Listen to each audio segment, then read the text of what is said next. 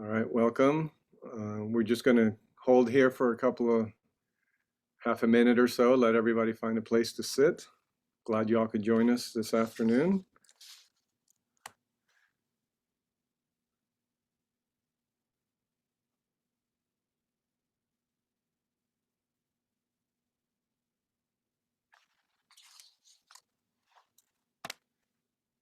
All right, looks like it's leveled off a little bit. I'm glad we have a nice intimate group here. I'm so excited that y'all were able to spend some time with us on this Friday. My name is Mickey Quiñones. I'm the Dean of the Robbins School, and I'm just really honored to spend this time with you and to introduce to you Professor Joel Mier and four seniors, Eli, Maeve, Grace, and Dan, who are taking part in a really what I would consider a path-breaking course called Benchtop Innovation. So you're going to hear all about the course. You're going to hear all about the product that they've created throughout this hour. Just a reminder, this is a webinar format, so you'll see us, we don't see you, there's no audio, but you do have the Q&A function available. So if you want to be sending questions to us as we go along, please do so. We can all see them and we'll address them as the appropriate time comes in. All right, so just in terms of background, I know that we, I guess technically are still in the pandemic, but one of the things that came out of this process is there's been a startup boom. If you look at the statistics, the number of new businesses created has just skyrocketed.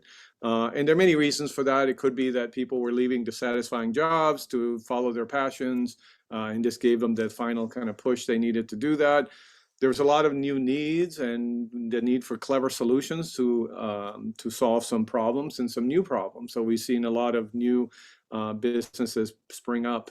Most of them digital, but others not, like delivery to homes, all kinds of things, to address the situation that we're in. So it's clear to me and to us here at the Robbins School that our students are entering a world that is going to require adaptation, innovation, and creativity to address and take advantage of these many opportunities. I mean, obviously the labor market our students are entering in is very dynamic, a lot of opportunities, but the skills they need are also related around that. So a couple of years ago, we launched a Creativity, Innovation, and Entrepreneurship Initiative, or CIE, to foster these skills in our students and create a culture of innovation in the university. So Mayor Lattimore is our inaugural director of that initiative.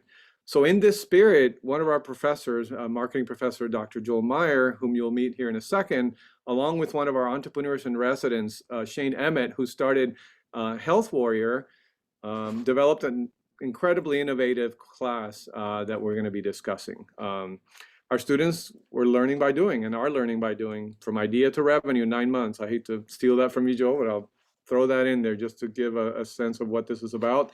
I think this course really capitalizes on the strengths of UR, small classes, close connections and mentoring from faculty, a strong use of the Spider Network. As you'll hear, the Spider Network was instrumental in this, and having innovative and impactful pedagogy to really try to find ways in which we can increase the educational experience and make really meaningful educational experiences of our students.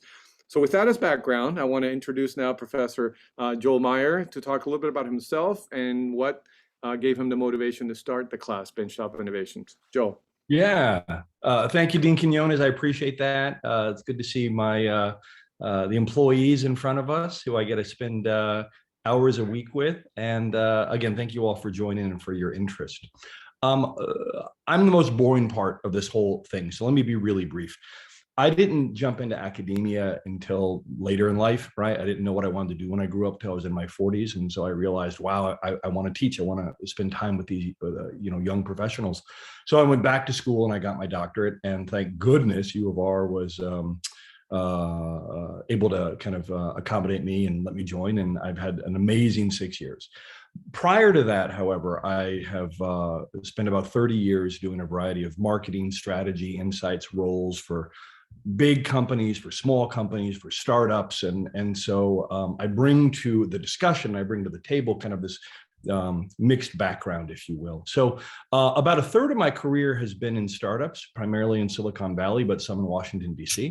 And so I've always had this interest and this love for the energy and the passion that really is there day in, day out for the startups.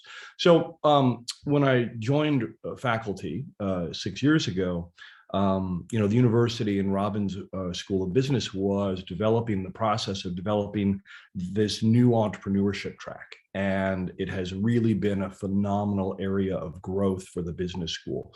As Mickey said earlier, clearly the pandemic has created some unique opportunities, but even before that, there's been this surge, this interest in entrepreneurship with all of the, as you all know, with the tools that are available. Entrepreneurship's kind of become democratized, right? Any of us can open up a shop here, there, or wherever. So it's become, I'm not saying it's easier, but the opportunity has emerged for more and more people.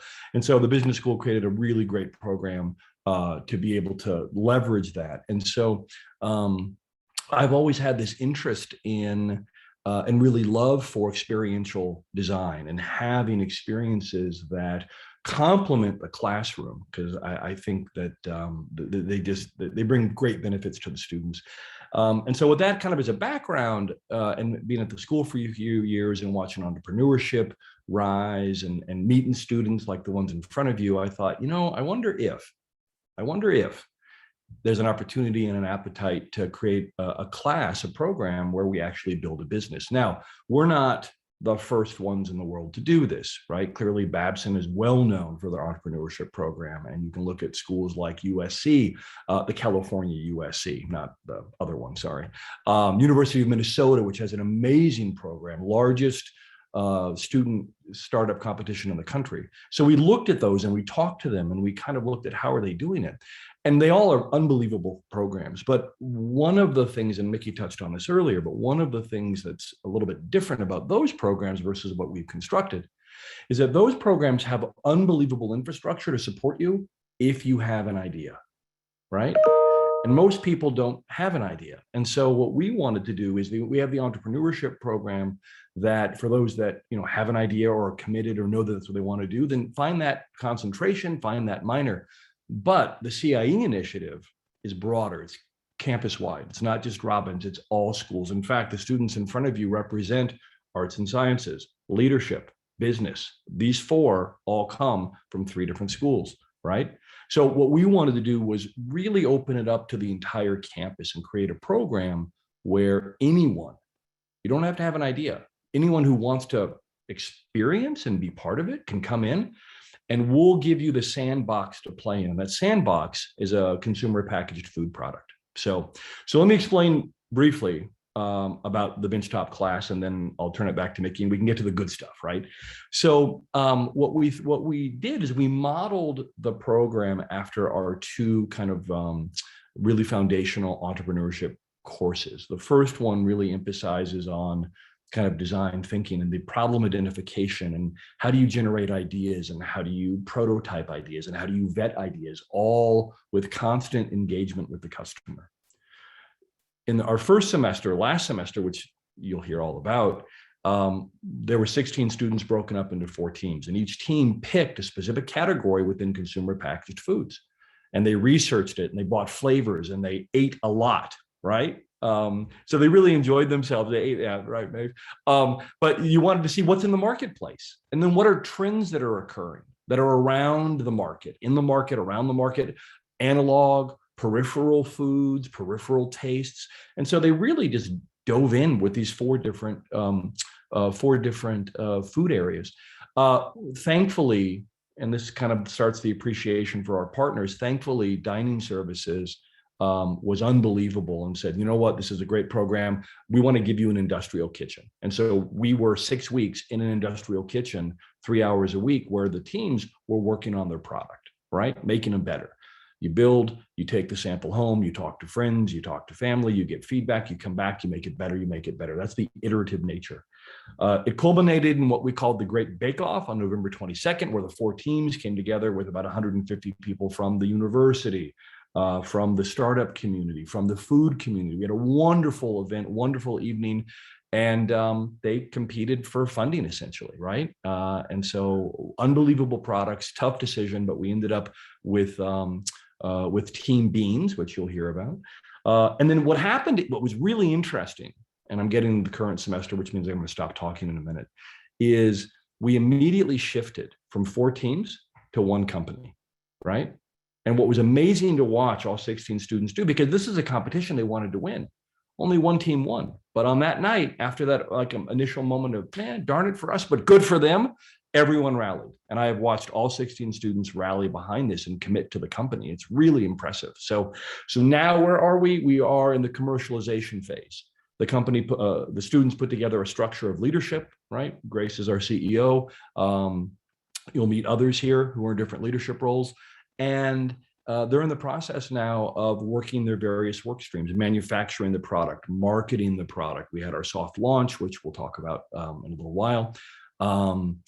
Creating relationships with different retailers. We're going to have a direct-to-consumer online, as well as a retail presence here in Richmond. So all that has to be built, and these students are leading the charge, and they're doing it. Final thing, and then Mickey, back to you. This truly is a student-led company, right? Shane and I, Samaya, Mickey, we give perspective, we give guidance, but the students are making the decisions. And part of that learning experience, that experiential value, is sometimes you fall down. Sometimes you skin your knee. Sometimes you get it wrong. I like to think that there really isn't wrong, there's learning.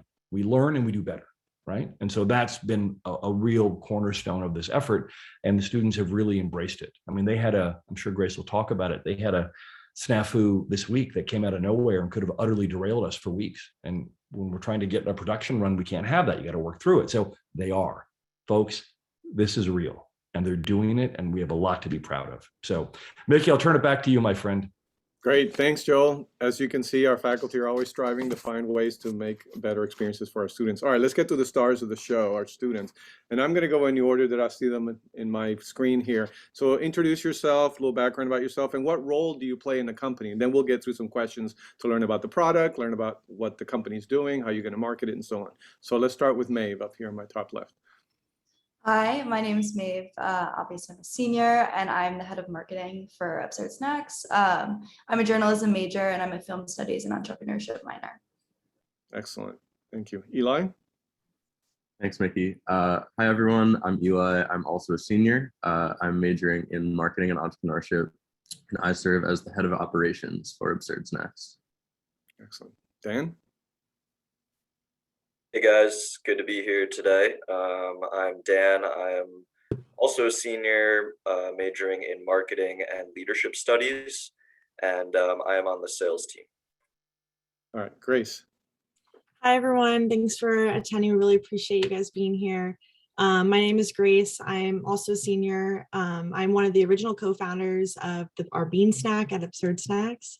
I'm a business analytics concentration and a marketing concentration within the business school. Thanks again for attending. We're really excited for everyone to be here.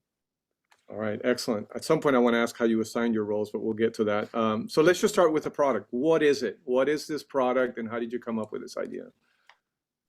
Yeah, so we identify ourselves as an alternative trail mix. So essentially, we replace your traditional nuts. So think cashews, almonds, walnuts with crunchy, dry roasted beans. We've also added a granola component as well that consists of hemp seeds, flax seeds, sunflower seeds, and we've combined the two to create a trail mix that is allergen friendly, nut friendly, and briefly speaking, free of the top 8 allergens that people are commonly allergic to. So really happy with how our product has come along, and we're really excited for everyone to try it. We also have made 2 flavors. We have a chocolate flavor and a maple cinnamon flavor. And Dan can give us a little background on how the product came to be. Go ahead, Dan. Yes, so in the fall semester, obviously we were in 4 separate teams. So Grace and I were part of the Bean team. And I think the original inspiration was that I grew up with a nut allergy, and it's always been a struggle for me to find a protein-rich snack that I can take on the go and that will keep me sustained throughout the day. Granola bars without nuts, they tend to be high in sugar, low in protein, and it was really tough for me to find a nut-free option.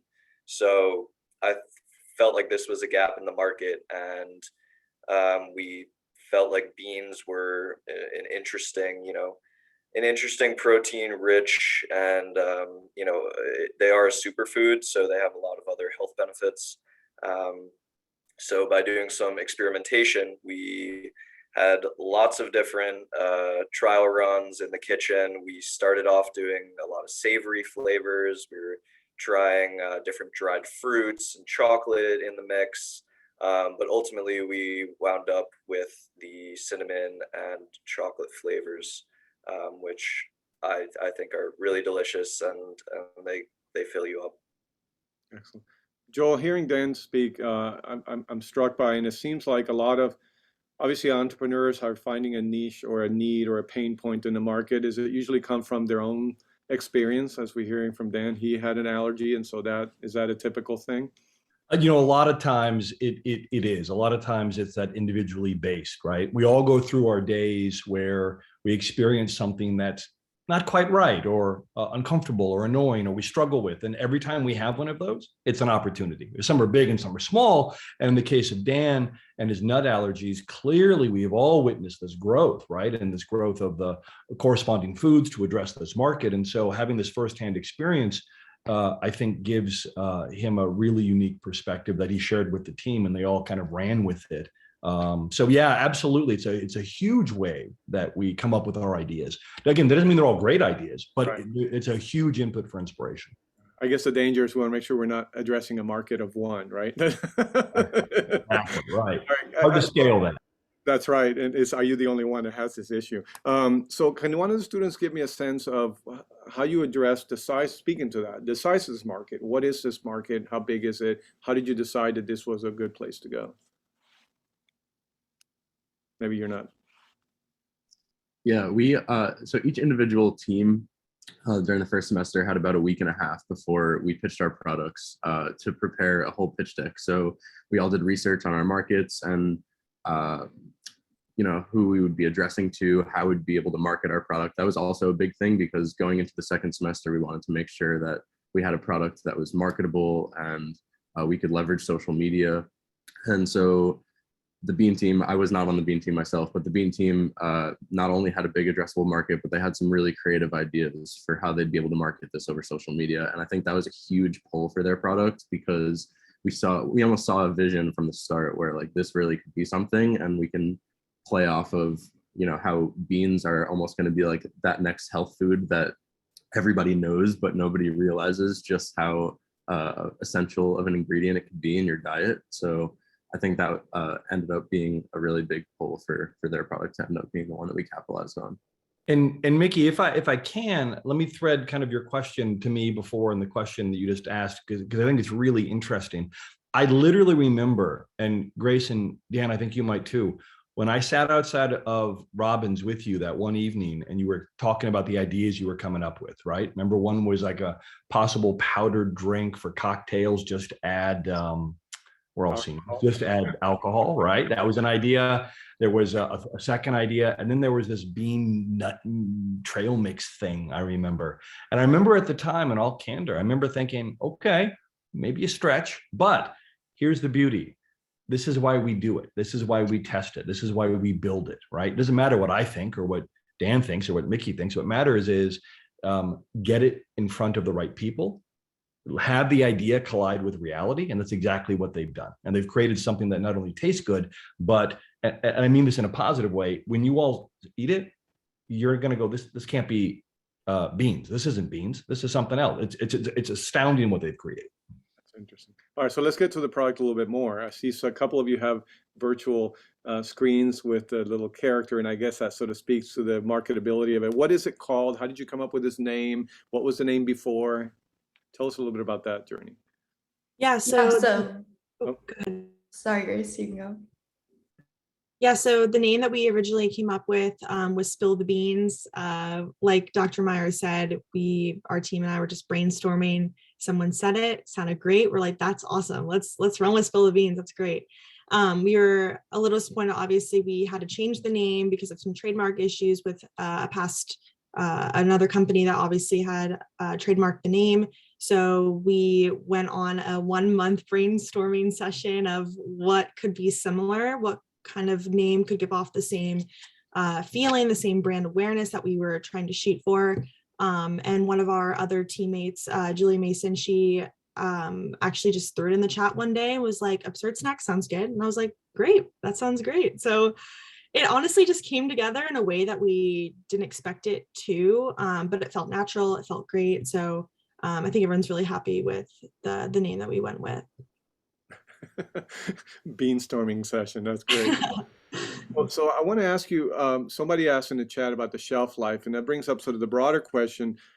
None of you are food science majors, right? So how much are you having to get steeped into the food science, the technical aspects of shelf life and additives and all that kind of stuff?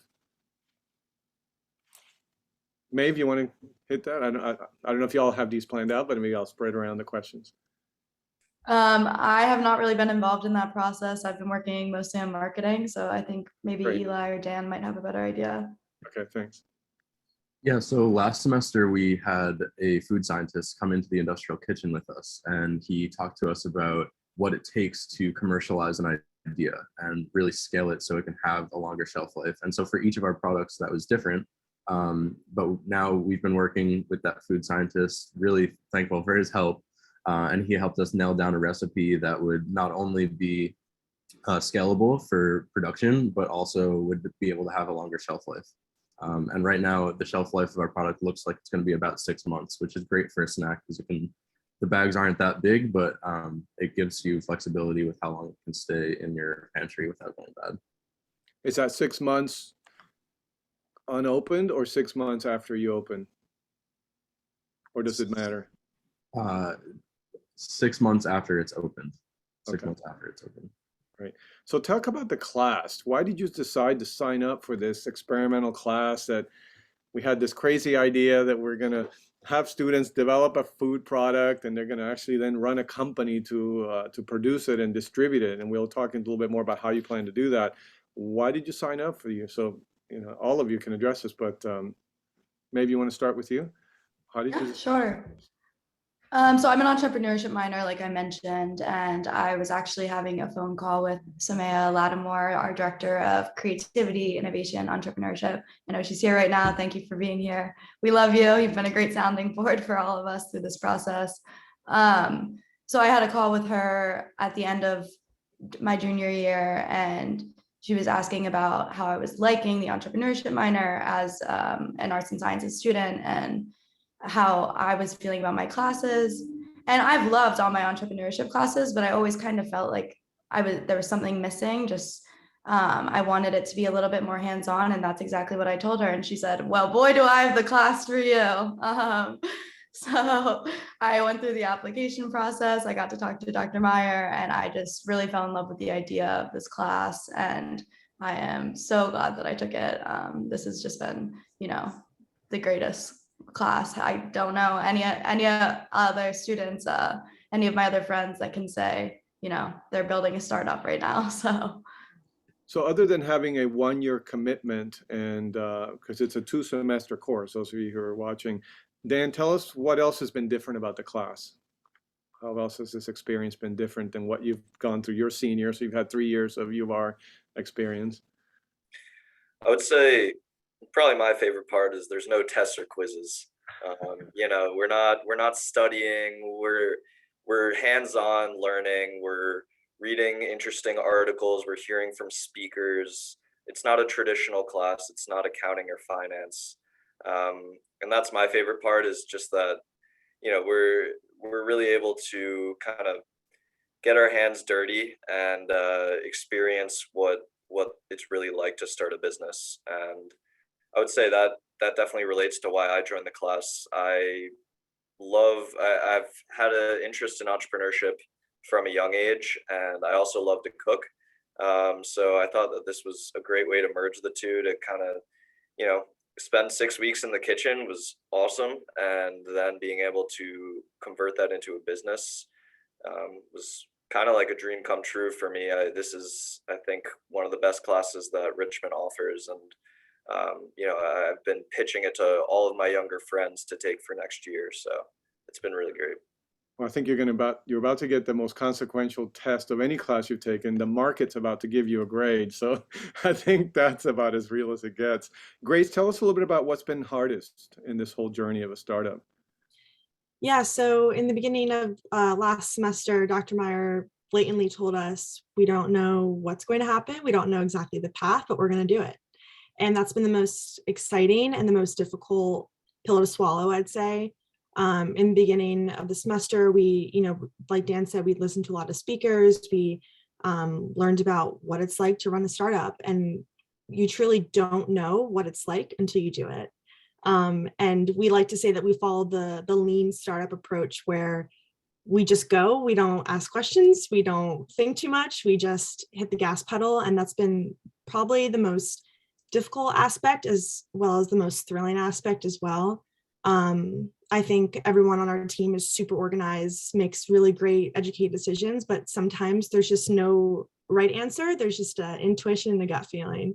So that's been something that is difficult, but definitely necessary in the short duration of the class that we have.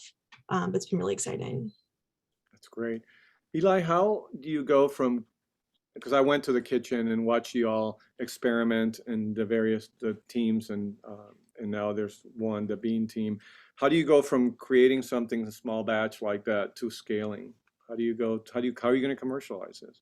Yeah, it's such an interesting process. And I think we all learned a lot from the food scientists, because the thing about recipes is you can scale them and just kind of double your amounts or triple your amounts or multiply them by 500 times and make a bigger batch, but it doesn't always end up being the same product. So it takes a lot of testing. And we had to, going off of Grace's last answer, one of the bigger challenges we had in scaling was making sure that the flavor stayed consistent, because the flavor that the bean team was able to produce in the kitchen on campus was really, really powerful. And we wanted to make sure that we sustained that flavor. And in our first mass production round, which wasn't even that large of a production round, we already noticed that the flavor was getting bland, and we wanted to make sure that we held that flavor. So we explored a few different options. There was an industrial slurry sprayer, which essentially would make a liquid solution of the flavor. And so that way we could mass produce the beans and the granola and then spray them down with a liquid slurry. And what we realized with that was it's still not powerful enough. We need that bold flavor. We really need a punch. So then we explored other options, and we found a company that produces these really potent and concentrated flavoring powders. And so we were able to get different cinnamon flavoring and vanilla flavoring and chocolate flavoring. And when you mix this into the slurry, it makes the flavor a lot more powerful. So that was like just one takeaway, where we've had to explore different options and see what would work best in terms of a mass scale. And now we're looking forward to, in 2 weeks from now, when we start production on a bigger scale, we're going to do a production run of 1,000 units at first and make sure that we can sustain that flavor and have the same product that we were able to produce on a lower scale. And within the next few months, we hope to sell 7,000 units, which is going to be our first mass production run. So really excited for that. Hey, Mickey, let me just, I want to point something out. You all heard Eli's answer. I want to go back to week 1, where Dan and Grace and Jeffy and Tyler, they're opening cans of beans. They're draining them. They're buying vanilla at Kroger and Publix. I mean, everything you just heard is the scaled version, which they had to learn how to do. But initially was in the kitchen in a big metal bowls, just like the kitchens at home. And so I really love that answer, because it shows the progression in just a few short months.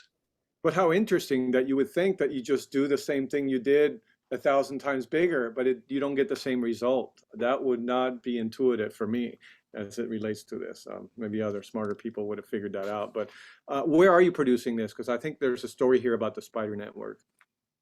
Yeah, so we are producing it out of Hatch Kitchen, which is in Richmond. Funny enough, I was actually introduced to Hatch Kitchen about 1.5 years ago. I work for a bakery called Fat Rabbit, so I was introduced to the aspect of having a lot of the businesses that work there are startups. They're considered ghost kitchens, ghost bakeries, essentially, where it's a huge industrial space. You pay rent just as you would on your apartment, and you have access to all these great amenities like huge walk-in freezers and huge ovens and industrial sized dishwashers and all this great stuff. So I was super familiar with the concept at first, but had no idea that they also had a co-packing and manufacturing facility. And luckily, we've made some relationships there, and they're super excited to have us on board and produce our products there. And they have a really great team who's been instrumental in the learning process, and just have been really, really patient and wanting to be a part of the process of getting our product in there and getting out the door to the market. So we're really excited, and we're happy also that it's right down the street. We can pop in there, see how things are going, and just be like part of the bigger picture. So really Hatch Kitchen was started by a U of R alum named Brad Cummings, who's also in our executive advisory council. Brad, I don't know if you're on or not, but thank you. So are you all producing it, or did you hire employees? Like, who goes in there and creates this product? Yeah, so Hatch Manufacturing, they do have employees that will make the product for us. And that's obviously a bittersweet component to, sending our baby off to have someone else make it for us. It's been definitely a thrill doing it ourselves, but as Dan knows, there's a ton of labor that goes into the production process that we just physically don't have to do enough time to do anymore with starting our own business and running everything ourselves. So we're really excited and sad to hand off our recipe to someone else and see it be produced. But we're super that's a big lesson there. I know a lot of founders, as their company gets to a certain level, they just can't let go of their baby, as you put it, and that limits the growth of the company because they're not the right person to take it to the next level. So you've learned a lesson right then and there. All right, round robin, great question in the Q&A. If you had to pick a celebrity endorsement for Absurd Snacks, who would it be? All right, let's start. Maeve, who would you pick? I would love to have Dave Bird, aka Lil Dicky. I think he's an alum, which is awesome, and also he's kind of absurd. It's perfect. That he is. Good call. Eli. That's a great one. I would say Lizzo, because she has this string of TikToks where she'll cook something or make some healthy food, and she's also just a crazy personality. So I feel like she would really fit in with our brand and help us showcase our fun personality. Dan, how about you? So it's funny, this was a question that we actually got during the bake-off, and I was caught off guard. I had no idea what to say. But on the spot, I came up with this funny little this advertisement idea of a bean beating up a nut. So while I don't have a celebrity endorser, I think that hopefully we'll come up with some sort of ad campaign with beans taking over the nuts. Well, you may be onto something. Planters for many years had this peanut with like a monocle, right? I mean, that was their thing. I mean, that's their endorser. All right, Grace, who's your endorser? I think I would go with The Rock, actually. He's actually from my hometown, and my teammate Sean Bayless, who's been head of technology running everything, Shopify and website. The Rock went to Sean's high school. So I think that'd be a really special relationship there. But I think answering a little differently, I think a micro influencer would be the best person to represent our brand. There's a lot of enrichment that we've started to build relationships with, and I think that's a special component to the program, and our community is having the whole Richmond community be involved in it. So I would love to see people, Instagram influencers in the Richmond area, be really super connected to our program and our class. All right, Eli, you had some reaction to that. Yes, I actually just locked down a micro influencer as we speak. My friend that I used to go to sleepaway camp with, she lives in LA as a hairdresser, and she does hair for celebrities. So we're gonna send her a PR package, and she's gonna post for us. But she also is like close with some major celebrities like Dua Lipa, and she does Kim Kardashian's hair all the time. So like it might be a potential outlet for some bigger names. That's great. All right, so let me question, not sure if you're prepared for this or not, but who's your customer? Who's the persona? Is it an outdoorsy, health conscious person? Is it someone who is a parent on the run, so they don't have time to, like, who's your target? I think right now our target is kind of millennials, Gen Z, and we want some people who are health conscious, but they're busy, they need a snack on the go, something that's going to fill them up, and they don't have to worry about if what they're eating is healthy, because they know that it's all good ingredients. And so that's kind of who we're aiming at the moment. But there also is that subset of parents with kids that maybe can only have snacks that are nut free at school. I know that's big in public schools now.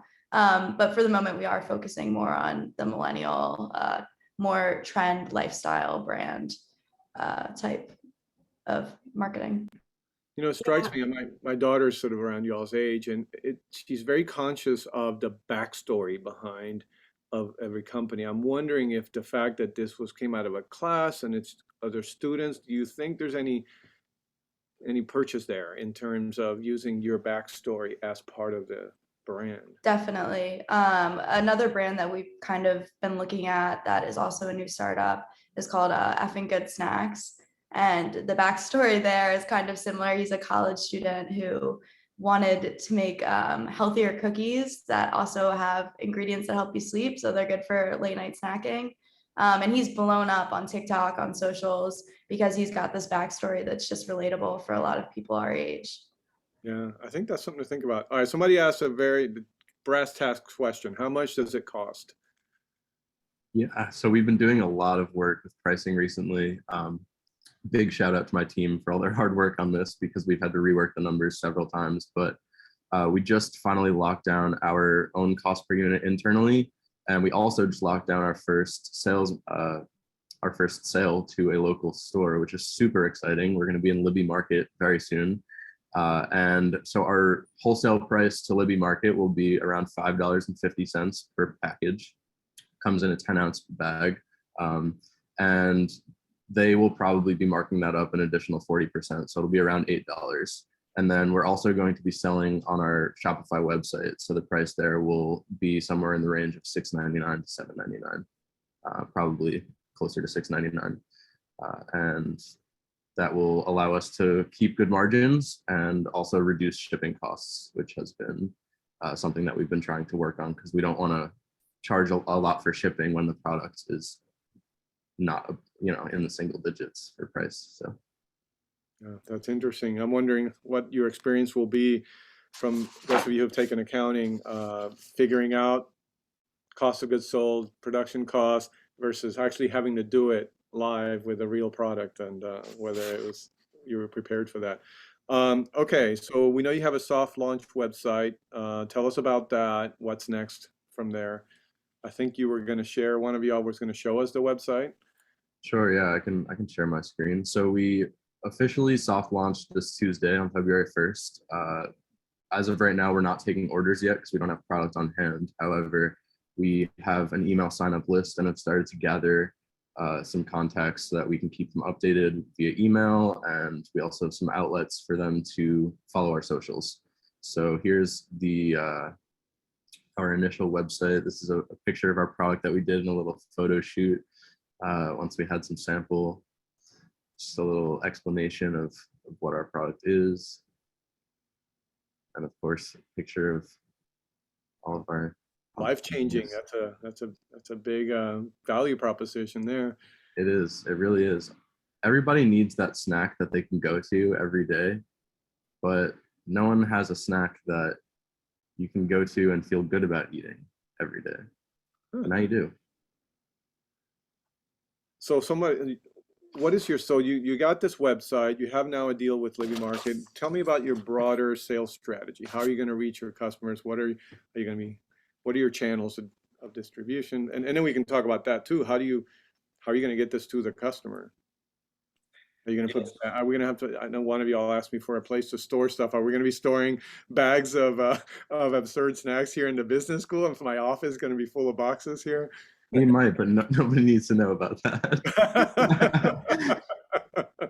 Yeah, part of the beauty of the startup life is we kind of figure things out as it comes. So storage will be one of those things. But no, so our two main channels will be direct to consumer through our website, where I think we'll be selling probably packages of 2 or more to ship to anyone around the US. So that'll be a great way for our friends, our family, and just, anyone who follows us on social, wants to try the product, sees our marketing materials, what have you, outside of the Richmond area, they can get access to the product. But then we're also targeting a lot of stores in Richmond specifically. So those are mostly small markets, health food markets. We found that unfortunately with these larger retailers, it is a long and difficult process to get into their stores. There's a lot of red tape. So we're targeting the smaller, local stores to start. And as Eli mentioned, we did close our first sale this past week at Libby Market, which is really exciting, and hoping to keep that momentum going. That's awesome. Who's your illustrator? Who came up with and does the little bean character have a name? Yeah, so we do have an illustrator. His name is TJ Ranowski. He's been great, super patient. I think he probably receives an email from us about every day asking for this and that. But he has been really, really great to work with. Has been instrumental in the creative process. And speaking for myself, I'm not a super creative person when it comes to branding. So it's been awesome to like pick his brain and just ask him like what he thinks is a good direction to go in and what he thinks would be most successful. So it's been really fun to include him in part of the process and get a lot of feedback from classmates and from resources on campus and alum. And we're really, really excited and very pleased with how our packaging and assets and branding had come out, because we think that is the most unique aspect of our brand. Obviously we love to say like beans aren't boring, and they're not, but our packaging is just going to reinforce that. So we're really, really excited. So does the little bean have a name, or is that, could we have a contest to name the little bean? We've been calling him Bean Boy, but I think there will be a contest in the near future. That's great. That's great. So, one way we can think about this as a learning experience, one, you're running a business, so there are traditional metrics of business success. Obviously, you can look at revenue, margins, and growth, market share, and those. So maybe you can talk a little bit about how you can track success, especially since you're direct to consumer, but also as a student, a senior, how do you personally gauge success of this experience for you? What would be success to you? Yeah, so speaking for myself for sure, I've had the most great 3 years at U of R. It's been awesome. But I've never truly understood what I wanted to do after school. I've kind of taken this class as an opportunity to just feel things out, see what I like, see what I don't like, and it's been the best learning process. So on a personal level, I think a KPI of success, I guess, is just really understanding what I want to do after school. And it's been really, really exciting to see this product come to life and be part of the process. So I think in this class and in our product and working with all of my peers, like the stars have pretty much aligned for me. And that's been the most gratifying experience, I think, out of all of this. Of course, there's like, metrics that we can talk about, like you mentioned, profit margins and sales goals and all that. But I think on a personal level, everyone this has been an eye-opening experience that no one else can really speak to but ourselves. So that's been personally the most important aspect of it for me. Let's take that around a little bit. And if you have anything to add to that, Dan, do you have anything to add to that comment about you personally or as a business? Yeah, I mean, I guess I would say, again, I've had interest in entrepreneurship from a young age, and this has been a great gauge of if that's kind of a career path that I'd like to take. And specifically being on the sales team, I'm also hoping to go into sales after school. So again, it's some great real world experience. But I think for the class as a whole, Dr. Mier has brought in some awesome speakers and given us some great reading material to just dive deeper into this subject. So I think, while the hands-on experience is awesome, it's also great to be able to network and hear from people at these large packaged good companies, who are the head of marketing or the head of sales. And it's inspiring to hear the journey that they've been on as well. Excellent. Maeve? Yeah, so I think yesterday when Grace and I were talking about something very similar to this, she said it best. It's made us all realize that we're capable of more than we knew. And I think that within itself is a success. If you had told me that I would be head of marketing and I'd be running 4 social media accounts a year ago, I would have told you you're crazy. And now I've realized that it's something that I really enjoy doing and I'm hoping to continue doing after school.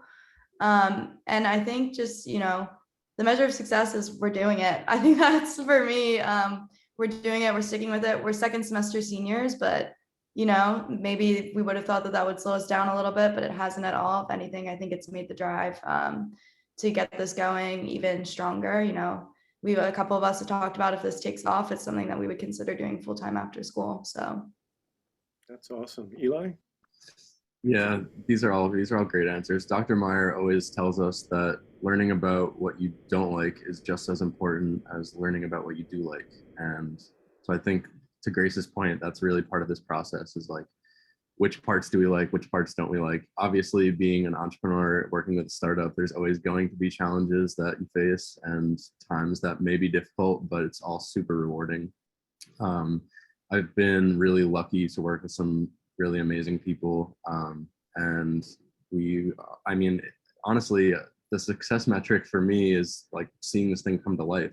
Everything that we've done to date in my studies, like even application-based courses where they really try and give you projects that apply to real business models. Or I remember freshman or sophomore year in a marketing class, we did a project with Hamilton Beach, but it was everyone doing the same project. But now it's like, we're really making this our own. We're seeing an idea that was nothing and that we were just cooking up in the kitchen ourselves become a business, and we have a website and we're seeing sales come in and we're spreading the brand, like we're creating this whole image. It's really just, it's amazing watching it come to life. So that's been really, really special.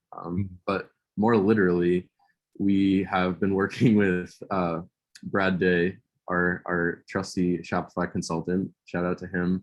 And he set us up with some tools that connect to Shopify to actually track our success metrics.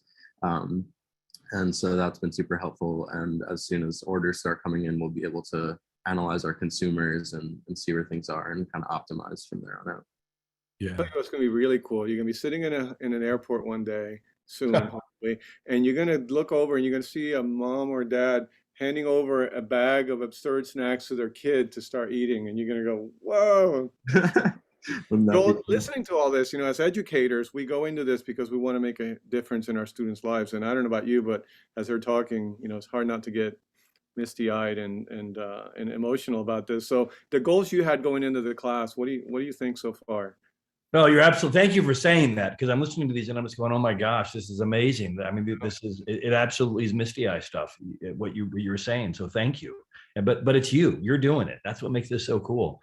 I think the goals going in were clearly to teach them some of the tools and the frameworks on how to approach opportunities, think about opportunities, ideate, prototype, right? Some of the things I mentioned before.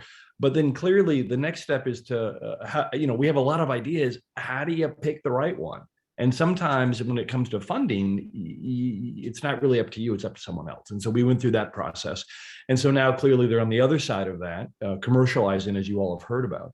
I think for me, what I really hope they would get out of this is learning whether or not this was of interest to them, right?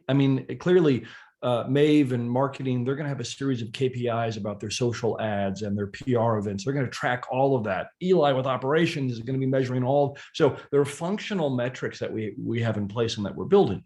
But as a business, right, we're clearly, given our relatively short window, we're looking for velocity, right? Can we see that the last deal is much better than the first deal?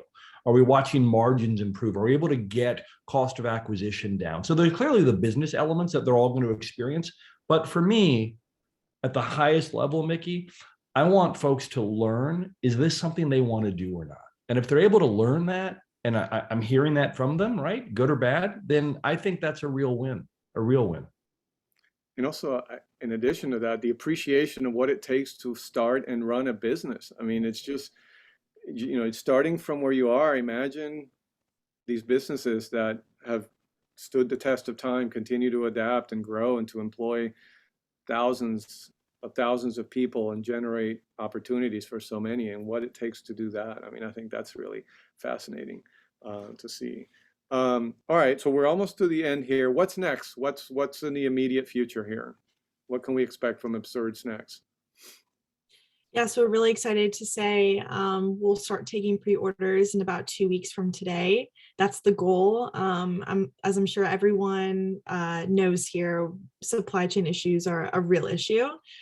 So we've been dealing with that currently, but we're super hopeful that February 19th is our goal to start taking orders, shipping out D2C.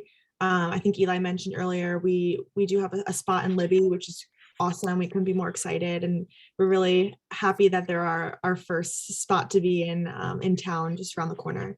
So yeah, that's for sure. You can expect Absurd Snacks hitting the shelves very, very soon, and if not, then on your doorstep. So super. So there'll be a buy button on the website soon. In 2 weeks, go to the website and hit a buy button. That's correct. Yeah. Right now we have our one pager coming soon page. But the website will be much more dynamic and have a bunch more information for our customers come February 19th. And if you like that little bean character, I wouldn't be surprised if maybe you'd be able to buy a t-shirt or a hat. I mean, all kinds of fun things will be coming on that website soon. That's awesome. True. Yeah. I'll get one of those. I'll wear one of those. You know, it's important.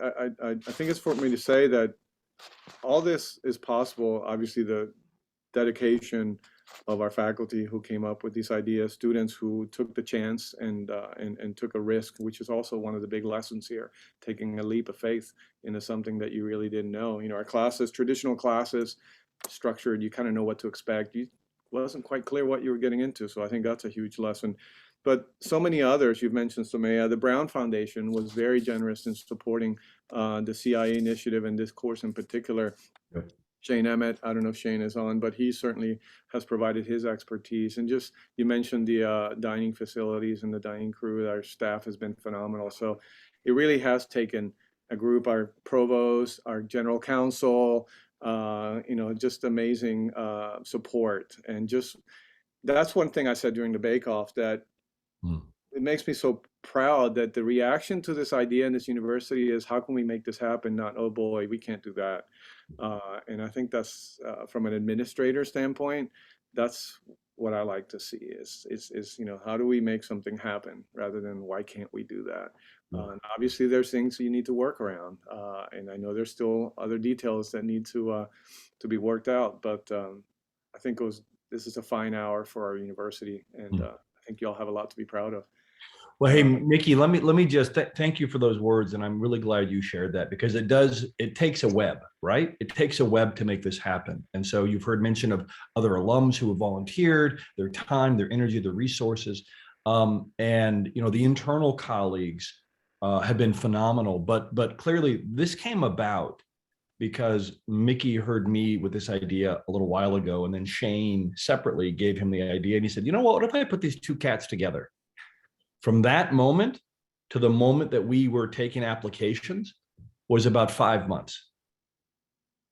Just think about how unlikely that is to happen anywhere. Yet all these people came with a yes, let's make it happen attitude. We don't know what the hell's going to happen. It might totally flame out. Now, it hasn't, and these students won't let that happen, but they took that leap of faith. And so, Mickey, a lot of kudos to you for putting all this together and supporting it and elevating it to the university, which I think is wonderful, because we benefit from a journalism major, a leadership major. We have all these really interesting perspectives, international students, and that's what really makes this rich. So thank you as well.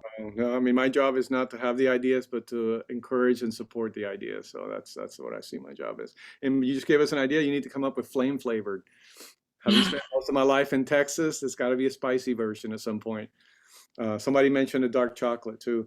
So what, final thing, quick, what do you want the audience to do, obviously, besides buying this? What's the call to action to the people who are watching? Yeah, we would really love and welcome support on our social media pages, spreading the word, telling your friends, directing them to our website, signing up for that email subscription. Right now, Maeve knows that her team has been working so hard on creating content calendars and very detailed marketing plans. And that's what we're driving home right now, is getting the word out in a deliberate and intentional way, so that come February 19th, we're not just seeing emails in our accounts, but we're also seeing orders and seeing those sales come through. So for the next 2 weeks, while we're waiting for some on some production to come to place, we are really just focusing on driving traffic, creating awareness, because that's really the name of our brand. We want to put ourselves out there in a positive and a fun way, and I think that's going to grab the attention of our customers and people on social media. So if anything, hit that subscribe button on Instagram, Twitter, Facebook, TikTok, spread the word. And we're really excited to hear from anyone about feedback and just getting more excitement about our product and our class. So we'd welcome any interactions with us. That's great. That's great. Well, I am really, really proud of what y'all have done. I really commend you. I'm so excited to have been just a small part of this process, and I can't wait to see what happens next. Maybe we'll see a pop-up store here, Tyler Haynes or something, with swag and some, who knows? The sky's the limit. All right. Well, thanks those of you who joined us. Thanks for our students, great students, Joel, Shane, everyone at the university that supported this process, Brown Foundation. So May, I know you're on there.